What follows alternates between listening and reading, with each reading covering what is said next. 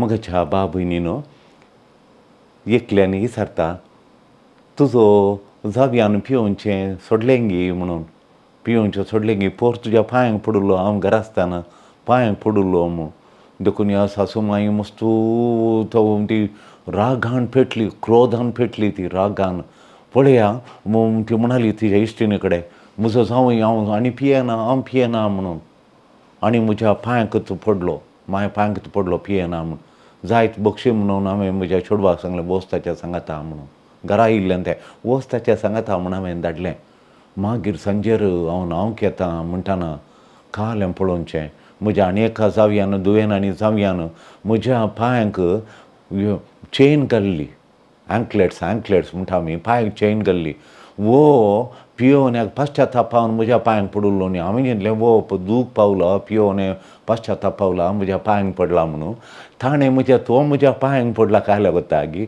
म्हज्या हांव काजारा गेल्ली त्यो म्हज्या दुवेन घाल्ल्यो एंकलेट्स घालून गेज्जे घालून पांयांक भांगाराच्यो चेनी हाडल्यो ताणें दोनी पांयांक कितल्या पावंडाच्यो चेनी हाडल्यो वो म्हज्या पांयांक पडलो म्हणून म्हज्या पांयांक पडलो तो फाताक रडोवंक पियोवन सोडूंक म्हणून हांवें चिंतलें माय तुज्या पांयांक पडटा आनी पियेना म्हणलो आनी ह्या पांयांक उम्मो दिलो आनी काल करनालो म्हाकाय ती खुशी जाली पांयांक पडलो न्ही जावं म्हणून दुसऱ्यांक खुशी जाली म्हळ्यार वो पियोवणें सोडटाणें म्हणून मागीर सांजेर न्हांवंक येता म्हणून हांव येता गेज्जे काडे पांयांच्यो चेनी काडया म्हणटा खंय आंत ह्यो दोनी भांगाराच्यो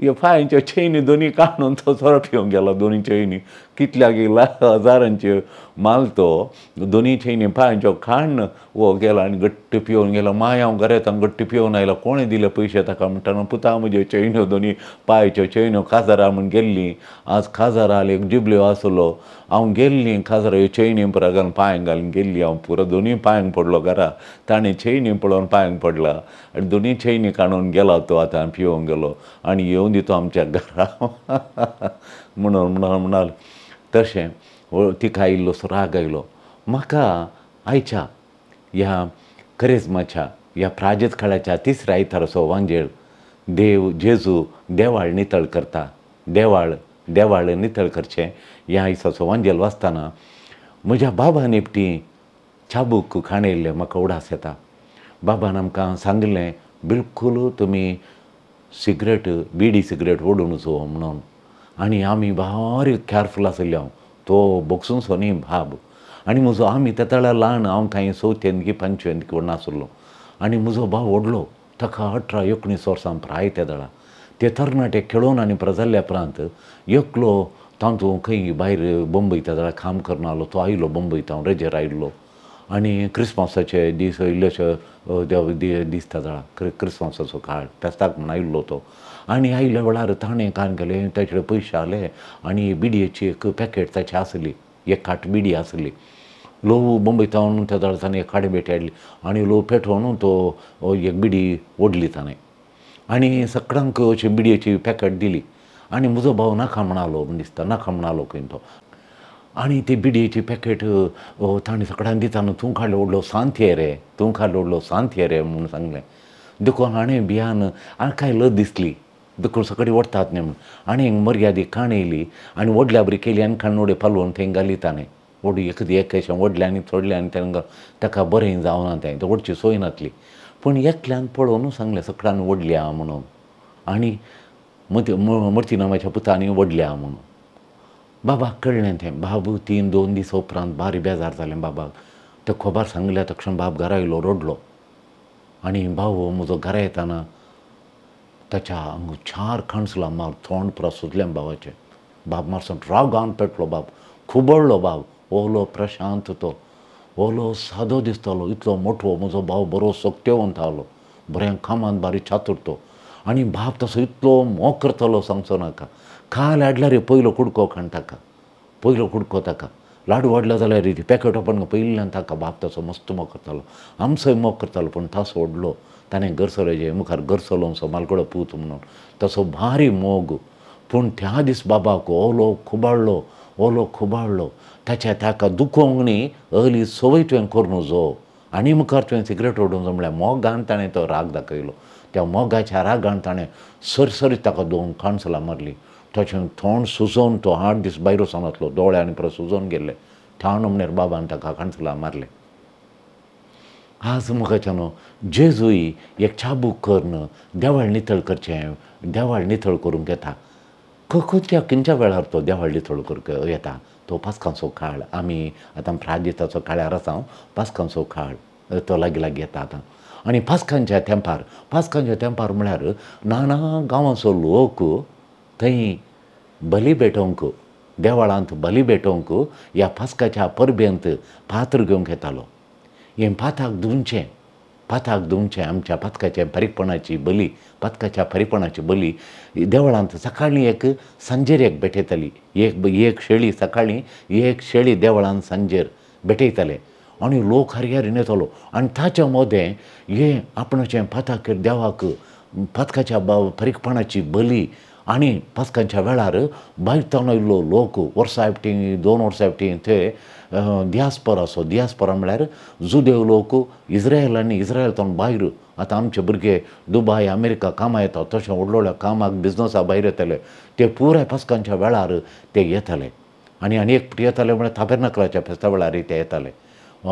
आतां ह्या पास्कांच्या फेस्ताक ते आयल्यात आनी बरयणार सांगतात सादारण 30 लाख म्हणसर 30 लाख लोक येतालो. 30 lakhs पीपल.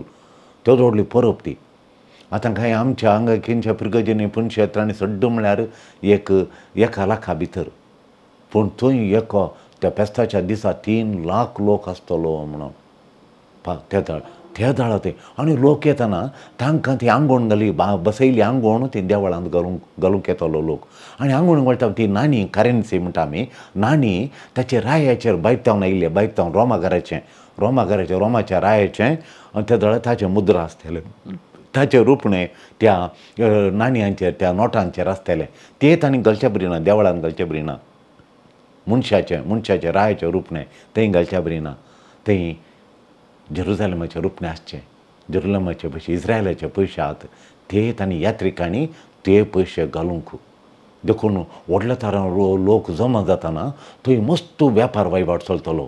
हे तेंचे पयशे काडून आतां आमी इंडियाक येताना डॉलर दिता आनी इंडियाचे रुपये काडून येता.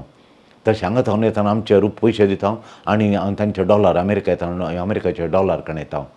तशें देखून एक समस्या म्हळ्यार दुडू बदलावण करचें. आजारपण एक थंय आसलें. देखून ताचें म्हळ्यार दुडू बदलावण करचें, देवळांत आसचें, थंय दुडू करचें थंय न्ही. दुडू बदलावण करचें ह्या तांणी लाभ करचो ते लेखाक येना. ते लोकांक मोस करतात, लोकांक चीट करता म्हणलो विशय हांगा न्ही. ते दुडू बदलावण करचें, गोरवां ऐकतेले आसा तें देवळान म्हणलें हें प्रश्न येना जेजूक. जेजूचे ह्या करण्याक त्या लोकांक मोस करतात, ते चीट करतात. उण्या माला काडून सोड माला गोयरां ऐकतात आनी एक नोट चेंज करतना कंडक्टे लाभ कमिशन दवरतात. हें प्रश्न ते येना. दुडू चलावण करतना देवळांत एकच कितें म्हळ्यार दुडू चलावण करतात देवळांत कळल्या जाग्यार देवळांत कितें करचें, बँकांत कर या भायर कर, सांतेंत कर वण्णी. हें देवाळ कितें, बँक कितें, दुडू करचो, मार्केट कितें म्हणजे खंयच्या जाग्यार केल्लें, खंयच्या रितीन तें करतात. तें चलावण करतना देवळांत तें करतात न्ही म्हणली दूख जेजू बगता. देखून जेजू म्हणटा तुमी म्हज्या बापाचें घर सोराचें भुयार केलां, तें मार्केट केल्या तुमी मार्केट बापाचें मागण्याचें घर पवित्र घर हें मार्केट केल्या तुमी, सांत केल्या, बोबाड जावची सांत केल्या. हांगाचे प्रशांत शांती समाधान तुमी मार्केटीचो गालोटो करून सोडला. देखून खंयच्या जाग्यार तुमी करतात तें प्रश्न हांगा. तांणी मेजांक घाल्ली जेंतिलां भितर वचोंक नातिल्लें, स्त्रियांक थंय मुखार वचोंक नातिल्लें, दादल्यांक इज्रायलाच्या परजेच्या दादल्यांक एक कडेन, बायलांक भुरग्यांक एक कडेन आनी जेंतिलांक आतां जाल्यार शुद्रांक आनी भितर वचोंक ना. तशें देखून तांकां जेंतिलांक तांकां म्हूण एक कोठयाड म्हळ्यार आंगण आसलें, देवळा भितरच एक जागो आसलो. त्या जाग्यार जेंतिलांक तांकां मागणें करूंक येवन निजा देवाक आराधन करच्या जंतिलांनी पयस रावन निजा देवाक आराधन करतना जंतिलांक कळयताले हांगासो नीज देव इस्रायलाचो देव नीज देव तो सोडवनदार म्हणून आनी ताका आराधन करूंक ते येताना त्या जाग्यार आनी मेजां मांडल्यांत आनी थंय रावन हे एक्सचेंज करतात पयशे एक्सचेंज करतात आनी जे जानवरां विकतात त्या जंतिलाक निजा देवाक आराधन करूंक दिनात अडकळ घालतात जेजू तांकां धांवडयता देखून जेजू धांवडयता म्हज्या परजेन देवाक आराधन करच्या जाग्यार तुमी बिजनस कर लोकां भायर घाला म्हणून तांकां दुखता हाचें मुख्य देवाळ आसचें देवाक आराधन करूंक सोय बिजनस करूंक न्ही तुमी लोकां भायर घाला बिजनस भितर घाला मार्केट करतात देवाळ म्हणून तुमी मार्केट करूंक सोदतात देवाळाचो जागो पवित्र जागो म्हणून तो जागो जेजू शुद्ध पवित्र करता तो जागो विंगड केल्लो वय सेट एपार्ट म्हणटा आमी सेट एपार्ट म्हळ्यार तो जागो हेर जाग्यात हांवें विंगड केल्लो तो देवाळाचो जागो तो आराधन करूंक जागो किर्तन 69 सांगता झील फॉर युअर हावस कन्ज्युम्स मी तुज्या देवाळाचो मोग म्हजे थंय लासता तुज्या देवाळाचो मोग तुज्या घरचो मोग देवा म्हजें काळीज लासता म्हणून किर्तन सांगता जेजू देवाळाचो इतलो मोग करता की ताची पवित्रता बश्ट करची डेसेक्रेट करची ताका सोसूंक जायना देवाळाचो मोग थोड्यांक इगर्जेचो मस्त मोग थोडी आमी खंय गेल्यार पदर आमची इगर्ज पळया म्हण आपोवन व्हरतात इगर्जेचो त्या बिल्डिंगाचो भारी मोग देवाळाचो मोग थोड्यांक देखून ताची पवित्रता जेजूक इगर्ज तें देवाळ आनी त्या देवाळाचो त्या देवाच्या घरची पवित्रता ती बश्ट करची डेसेक्रेट करची ताच्यान सोसूंक जायना जेजून सोसूंक जायना देवाळ आनी एक मार्केट केल्ली ताच्यान सोसूंक जायना देवाळ आनी एक मार्केट आसा भायर मार्गार आनी देवाळी मार्केट केल्ली आनी एक मार्केट केल्ली ताचेर सोसूंक जायना तो सोलोमनान बांदिल्लें तें पयलें सोलोमनान बांदिल्लें हें टॅम्पल तें ताच्या मागीर एज्रान आनी नेहमान तें दुरस्ती करून वैभवीकरण केलें वैभव ताचो काडलो मगाच्यान आतां परतून हेरोदू तें देवाळ व्हड करता विस्तारयता व्हड करता आनी शिंगरायता सोबीत बांदता हेरोदू तो आलो दुडू आनी परत घालून तें देवाळ व्हडलें करता देवाच्या मोगांनी कित्याक तो देवाळ त्या नमने हेरोदराय हेरोद द ग्रेट म्हणटा आमी महान हेरोदराय तो कित्याक शिंगारयता म्हळ्यार तो लोकांक एक दाखोवंक आपुणूच मेस्सिया संवसाराक येवंक जाचो मेस्सिया म्हाका मान दिया म्हाका सपोर्ट दिया म्हणून येस तो हांव तो येवंक आसचो मेस्सिया सोडवनदार हांवच म्हूण दाखोवच्या खातीर पळय हांव देवाळाचो मोग करता म्हणून कित्याक म्हळ्यार मेस्सिया येतलो आनी देवाळाचो मोग करतलो म्हणल्यार आसा आतां हांव तूं देवाळाचो मोग करता आनी देवाळ व्हडलें केलां हांव तूं मेस्सिया म्हूण दाखोवच्या खातीर हेरोदू राय तें व्हडलें कर बांदता आनी श्रृंगारयता ह्या बॅकग्रावंडार आमी पळयचे जेजू प्रवाद्यांनी सांगिल्ल्या उतरांचो नीज अर्थ दिता ह्या हेरोदरायाच्यो ह्यो मोसूनय जेजू प्रवाद्यांनी कोणाक उल्लेख करून सांगलां हेरोदागी म्हाकागी म्हणलें जेजू ताचो नीज अर्थ दिता तुमी तें टॅम्पल मोडा आनी 3 दिसांनी हांव तें परत्यान उबारतलो म्हणटा हें टॅम्पल देवान संवसारांत वस्ती करचो जागो टॅम्पल म्हळ्यार कितें पवित्र सभा म्हळ्यार कितें देवान ह्या संवसारांत वस्ती करचो देव मंदीर देवान वस्ती करचो संवसारांत कितें आसा वस्ती करचो जागो तो टॅम्पल म्हणटा आमी जेजू सांगता आपूण देवान वस्तू करचे जागो हांव म्हजें काळीज देवान ह्या संवसारांत वस्ती करचें म्हजी कूड म्हूण जेजू म्हणटा म्हजी कूड देवान ह्या संवसारांत वस्ती करचें जो आमच्या वंजेलांत पयलो अध्याय 14 श्लोक सांगता देवाचो शब्द मनीस जालो आनी आमच्या मदें तो जियेलो ती ताची कूड लगाड करतले आनी 3 दिसांनी तो पुनर्जीवन जातलो हे संकेत ताच्या पाशावांचो ताच्या मरणाचो ताच्या पुनर्जीवनपणाचो संकेत जावन दाखयता ह्या पासत एक दृश्य तो आसा करता जेजू आज एक दृश्य आसा करता तो देवाळ मार्केट सांत करतल्यां सगळीं सीदा मुखामुखी जाता देवाळ कोण मार्केट करता एक सांतेचो जागो करता तांचे संगी तो सीदा मुखामुखी जाता सुदेवांच्या बावर्थाचें आचरणांत हांव एक लाभ प्रॉफीट करचें धंदो जुदेवांचो बावर्थाचें एक आचारण तें एक बलिभेटोवची एक आंगवण घालची तें तांच्या बावर्थाची करणी ह्या जुदेवाच्या बावर्थाची करणी त्या करणेंत हांव हे लाभ करतात प्रॉफीट करतात धंदो करून सॅक्रिफिसाची मण जाती विकतात सेल करतात आनी तांचो लाभ फायदो उठयतात ते देवळांत देवाची खुशी करूंक न्ही, देवाची सेवा करूंक ना ते बागार ते देवळांत आसात तांचीच खुशी करूंक, तांचो तो फायदो उठोवंक, तांचो तो लाभ करूंक, तांकांची खुशी करूंक ते देवळांत आयल्यात. देवळाक आमी येचें देवाची खुशी करूंक, देवाक वो माणूस स्वाता तें करूंक, हे देवळाक गेल्यात तांची खुशी करूंक, तांकां जाय तें करूंक. देखून हें तांचेर देवाचो पवित्र क्रोध म्हणटा आमी.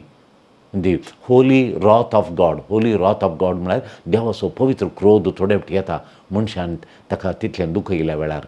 ताणें ताणें सुंबाचें एक चाबूक कशें विणलें आनी तांकां सगळ्यांक बकऱ्या आनी गोरवां समेत भायर धांवडयलें. वाटावकारांची मांड ताणें वमते घाले आनी तांची नाणी शिंपडायलीं. आनी पारवे विकतेल्यांक तो म्हणलो, काडा ते आंगातावन, काडा ते आंगातावन, म्हज्या बापाचें घर वेपाराची सांत करिनाकात म्हणलो जेजू तांकां. म्हज्या बापाचें घर वेपाराची सांत करनाकात म्हूण तांकां सगळ्यांक धांवडायलें ताणें. मोगाच्यान एक मुख्य विशय हांगा म्हळ्यार जेजूचो क्रोध, राग नियंत्रण सुकोवन. आमी फावटी थोडे फावटी राग सुकता आनी तोंडाक येयलें म्हणटा आमी, ह्यो राग सुकोवन इल्लें चड उलयता, अनकंट्रोल्ड एंगर म्हणटा. राग नियंत्रण सुकोवन लुजींग इज टेंपर न्ही, ताणें नियंत्रण सुकोवन उलयलो न्ही. आनी नियंत्रण सुकल्या थोडे फावटी आमी नियंत्रण सुकल्या बोगणांचो परिणाम जावन राग पळोवन येना तो. नियंत्रण सुकल्या बोगणां थोडे फावटी नियंत्रण सुकतात. आमची बोगणां थोडी रोलिंग ती बोगणांत कंट्रोल येना, फिलींग आमची कंट्रोलाक येनात, कंट्रोल सुकतात. आनी ताचो परिणाम जावन राग वळोवन राग वळटा असो राग. तसो न्ही जेजूचो नियंत्रण सुकल्लो राग, बोगणांचो राग न्ही वो. जेजू संपूर्ण ताचेर कंट्रोल आसलो, जेजू ताचेर कंट्रोल आहलो. ताची मोगाची वडणी, तातूंत एक मोगाची वडणी, पॅशन ऑफ लव म्हणटा. मोग थोडे फावटी वडटा, थोडे फावटी आमी भुरग्यांक गुजी करतालो हांव. कित्याक म्हळ्यार 100 मार्काची सकत त्या भुरग्या आसा, वेळ पाड करता आनी शिकना. त्या थोड्या मोगान आमी ताका, म्हणजे मोग वडटा ताका गुजी कर म्हणून. थोडे फावटी आमी गुजी करता, देगणे घालता भुरग्यांक इस्कालांत. कित्याक म्हळ्यार तांणी शिकायचें, लेखां शिकायचें, सायन्स आनी 100 काडिचे म्हूण. देखून हें पॅशन ऑफ लव म्हणटा, पॅशन ऑफ लव. हे पॅशन ऑफ लव, मोगाची वडणी जेजू ह्या देवळान दाखयता. आनी चाबू काणून त्यो मोगाची, बापा थंय आसलो ताका मोग तो दाखयता. रागा दोरी तसो परिणाम मोग दाखयता. राग एक दाखोवचो मात, रागा भितर कितें आसा, मोग आसा तसो परिपूर्ण परफेक्ट लव, परिपूर्ण मोग तांचो आटापून आसा. राग सादारण अर्थ करता हांव, राग सादारण अर्थ करता हांव पाताक म्हूण. राग पाताक, राग नियंत्रण सुकल्लो राग पाताक म्हूण अर्थ करता हांव. तें पाताक जाता कंट्रोल सुकल्ल्याचो परिणामाचेर वंदोन. जर तर म्हजो राग कंट्रोल सुकलो, ल्हान वस्तूंक, चिल्लार वस्तूंक व्हड कितें करूंक गेलो, ताचो परिणामाचेर कळटा, आमकां परिणामाचेर कळटा. राग सुकल्याचो परिणामाचेर कळटा. भुरग्यांक शिस्त शिकोवंक परिक्षेक वेळार मोबायल खणयल्यार खंयच्या आवय बापायक राग येना. शिस्त करिना, सकाळ उठतना णवरार उठतात भुरगीं इस्काल वचनात, राती न्हिदतना लेट करून न्हिदतात, लाट करून जेवणां येतात, उठनात. भुरग्यांक शिस्त म्हणलें ना, मागण्यांक येनात. त्या जाल्यार कितें जाता, त्या जाल्यार राग येता. ताजो सुकल्लो राग न्ही तो, मोगाचो राग. देखून त्या परिणामाचेर राग सुकल्याचो परिणामाचेर वंदोन राग ताचे इतले वंदोन तें पाताक इनंगी म्हूण कळटा. पाताक म्हूण कळल्यार राग सुकता कंट्रोल जावन परिणाम कलो काल्या खातीर हांव राग सुकल्लो. ताचेर वंदोन आमचे राग पाताक इनंगी म्हूण कळटा. राग ताचे इतल्याक पाताक न्ही कांय न्ही. पूण राग नाना तरान दिसून येता. एक मुख्य सवाल म्हळ्यार कितें तुज्या रागाक कारण गे म्हळ्यार तुवें विचारचें. तुज्या रागाक कितें मुख्य कारण, कितें कारण तुजो राग, तूं राग कसले भितरली एक वडणी तुजो राग वडटा, तुज्या भितर सावन राग येवचे बरी करता, कळ्ळें तें. देखून हांगा जेजू पाताक कंठाळटा. देखून जेजू राग येता. तांचे पाताक सोंसुल्लें जाल्यार जेजू वगेत रावतालो. जेजू पाताक सोंसिना, पाताक कंठाळटा, पातकाचो द्वेश करता. आनी पातकाचो द्वेश करता, पातक्यांचो, पातकी मनशांचो तो मोग करता.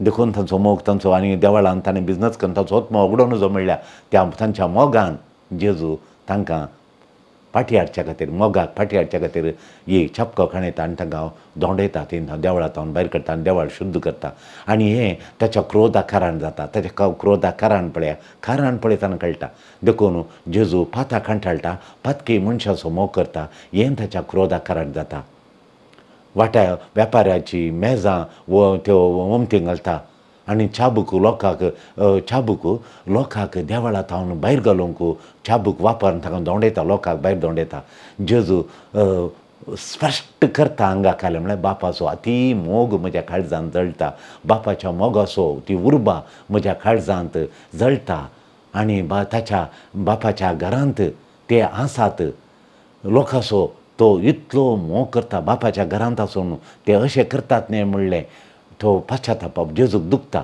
आनी जेजू सुरसुरता ह्या लोकांक समजणी दिजे म्हणून तो वावुरता आनी ताच्या बापाच्या घरांत तांकां वेपार करूंक सोडना लोकांचो तो इतलो मोग करता की तांणी करचें हें पाताक तो द्वेशिता तो खंडन करता तो सोंसिना तें पाताक तांचो निमाणो शेवट तसो निमाणो शेवट तांणी परिवर्तन जायचें म्हणल्यार इराद्यान तांणी फाताक सांडिचें तांणी परिवर्तन जायचें म्हणल्यार इराद्यान तांकां तो देवळांत भायर घालता पाश्चाताप पावून तांणी रिपेंटन्स करीचें फातकां रोडोवन तांणी फाटी येवचें देवाच्या फाटी येवन देवाक फावतें आराधन देवळांत दिजें देवाक ते देवळांत देवाक फावतें आराधन ताका आसा तें फावतें आराधन देवाक सरी जाल्लें आराधन देवाक फाव जाल्लें आराधन तें दिजे शिवाय वेपार करून पयशे करचे न्ही देखून तांकां फाताक रोडोवन देवाक नीज काळजांत मोगान आराधन करूंक तांणी फाटी येवच्या खातीर जेजू तांकां शुद्ध करता मोगाच्या बाब भयणीनो सोमी जेजू आमच्या जिणेंत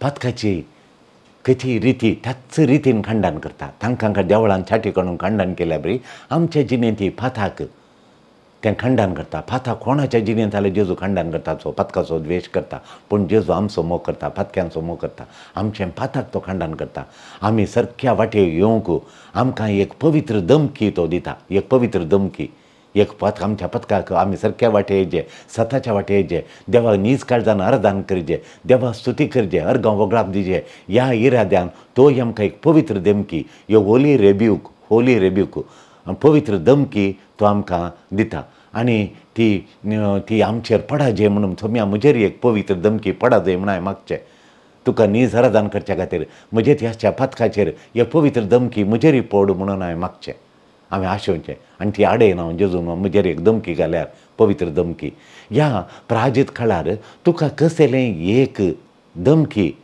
तुका सोम्येता तुजेर पडोवंक जाय म्हूण तूं चिंताय तूं खली दमकी ह्या प्राजीत काळार खंयच्या जाग्यार तुज्या खलें देवान तुका नितळ करीचें खंयच्या विशयांत तुका एक पवित्र दमकी तुजेर पडाचें तुज्या जिणेंत आशिल्ल्या नाना विशयांचेर सोम्यान तुका नितळ शुद्ध करीचें बगताय कहले विशय तुज्या खोलो संबंद कोणा लागीं संबंद कहलाची तुका साती आशा कहल्याचेर तुजो देवाची एक दमकी तुज्या जिणेंत पडोवन तो खोली एरिया तुज्या जिणेची खोलो जागो तुज्या जिणेचो सोम्यान नितळ करीचें खोलो विशय तुज्या जिणे नितळ करीचें म्हणून नियाळ करीचें आमी हर एकल्यानी म्हज्या जिणेंत देवान कितें नितळ करीचें म्हणून आज देवाळ ताणें नितळ केलें ह्या व्यापारिस्तांत म्हज्या जिणेंत कहलें नितळ करीचें सोम्यान कहली ताची एक पवित्र दमकी म्हाका दिवन म्हजें जिणें नितळ करचें म्हण हें नियाळ करचें ह्या प्राजीत काळार ह्या हप्त्यान तिसऱ्या हप्त्यान हें नियाळ करया सोम्यान म्हाका खंय नितळ करचें आनी खंय हांवें परिवर्तन जावन पाश्चाताप पावोन पाटयेचें की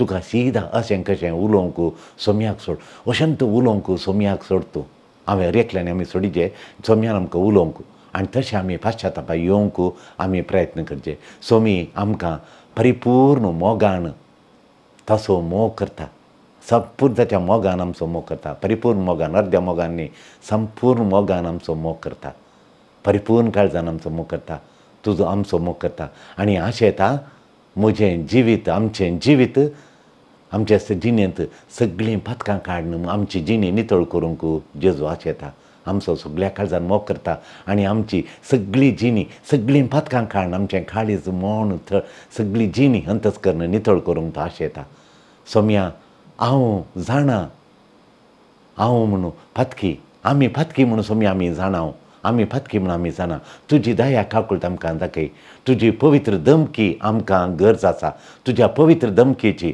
तुज्या होली रेब्यूक तुज्या पवित्र दमकेची आमकां समेस्तांक गरज आसा तुजो पवित्र मोग स्विकार करूंक सोम्या आनी आमचे फाताक धुवंक तुका सोडूंक हांवें सोडिचें म्हज्या फाताक धुव म्हूण सोम्या हांव सोडटां म्हज्या फाताक धुवंक तुका म्हाका कृपा दी तूं म्हाका कृपा दी हांवें सदांच तुका सोडूंक म्हजें जिवीत नितळ करूंक आमी सगळ्यांनी आमचें जिवीत नितळ करूंक तुका सोडिचें तें सोडटा आमी आमकां कृपा दी म्हजें जिवीत आमचें जिवीत आमी तुका सोडटा तूं नितळ कर म्हजें जिवीत आनी म्हजो आत्मो जावन आसा पवित्र आत्म्याचें मंदीर तें नितळ करूंक तुका सोडटा मोगाळ सोम्या आमची खाकुळट कर मोगाळ सोम्या म्हजी खाकुळट कर सोम्या तुजेर आमी फाटी येता आमेन.